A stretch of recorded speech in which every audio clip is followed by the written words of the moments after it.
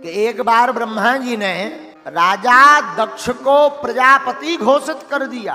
प्रजापति घोषित किया तो सम्मान समारोह रखा गया।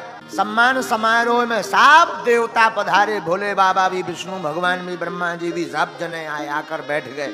तो नेताओं की तो हमेशा आदत होती है कि थोड़ा देरी से आते। तो दक्ष प्रजापति भी थोड़ा देरी से आए ताकि लोग इंतजार करें। जब दक्ष प्रजापति देरी से आए तो सबने उठकर सम्मान किया, आहा हा, पधारिए पधारिए पधारिए। लेकिन 3 लोग खड़े नहीं हुए, भोले बाबा, ब्रह्मा जी और भगवान विष्णु। अब ब्रह्मा जी तो हो गए पिताजी, विष्णु भगवान हो गए परदादा। भोले बाबा ने सोचा हम में और भगवान विष्णु ब्रह्मा में क्या अंतर है, तो भोले बाबा भी नहीं भय।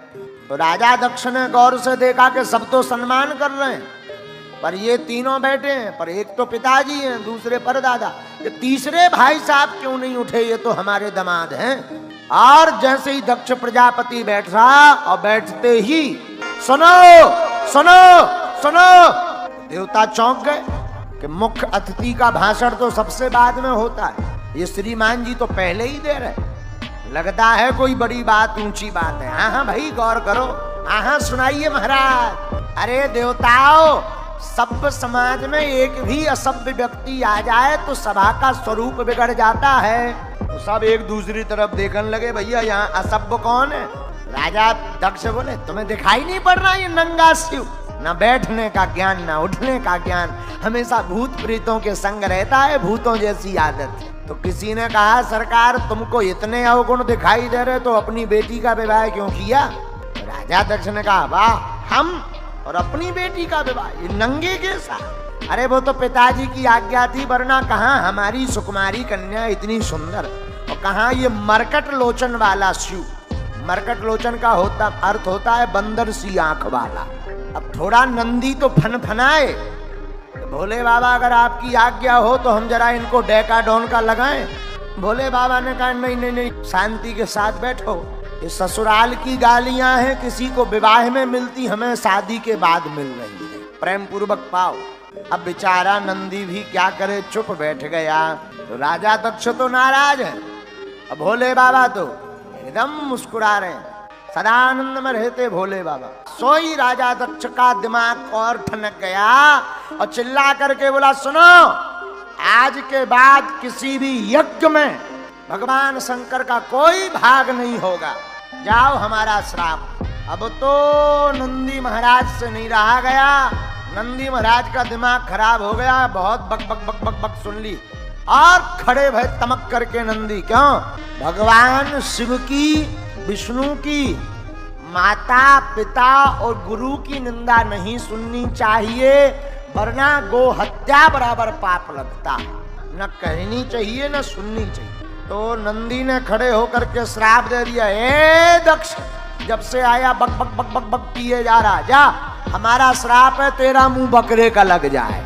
भृगु मुनि जी वहीं पर खड़े थे, अपनी डांडी पर हाथ फेरते हुए भृगु जी बोले, ए नंदी तुझे क्या लेना देना, ये ससुर दामाद का मामला तू क्यों बीच में बोला, जा हम भी श्राप देते हैं, शंकर जी के जितने गढ़ हैं सब पाखंडी हो जाएं। नंदी ने कहा वाह, हमें पाखंडी का। सोई नंदी तमक करके उठे, ए बाबा ज्यादा पटर पटर पटर पटर बोल रहा है, जा हम भी श्राप देते हैं, तेरे जैसे जितने ब्राह्मण हैं सब मांगने वाले मंगना चटकार ब्राह्मण बन जाए, जा। हम ब्राह्मणों को तो तब से ही मांगने का श्राप लगा है। अब तो भोले बाबा ने मन में विचार किया कि हम आए थे सम्मान समारोह में, ये तो श्राप समारोह चल रहा है, बड़ा विचित्र छिड़ गया। भोले बाबा ने सोचा यहाँ से भाग लेने में ही सार है, सोई नंदी का हाथ पकड़ा, ये चलो। अरे नंदी बोले थोड़ा और मजा ले लो। अरे भोले बाबा बोले कहाँ मजा ले लो, तुम श्राप में कहीं हमको भस्म और मत करवा दो, चलो यहाँ से। और भोले बाबा चले, माँ सती को नहीं बताया, और राजा दक्ष का दिमाग ठनक गया, एक तो क्रोध में, दूसरा मुस्कुराए, और भोले बाबा तीसरा चले भी गए, रहते तो थोड़ा ताव और दिखाते। तो राजा दक्ष ने एक यज्ञ का आयोजन किया, सबको न्योता दिया, पर भोले बाबा को नहीं दिया।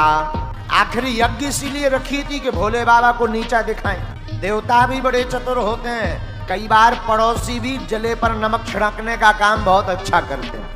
तो जब यज्ञ के लिए सब देवता जाने लगे तो सब पुष्पक विमान कैलाश पर्वत के ऊपर से लिए जा रहे ताकि भोले बाबा का ध्यान जावे। विमान लेकर जाने लगे तो एक विमान में गंधर्वियां गाती हुई जा रही थी।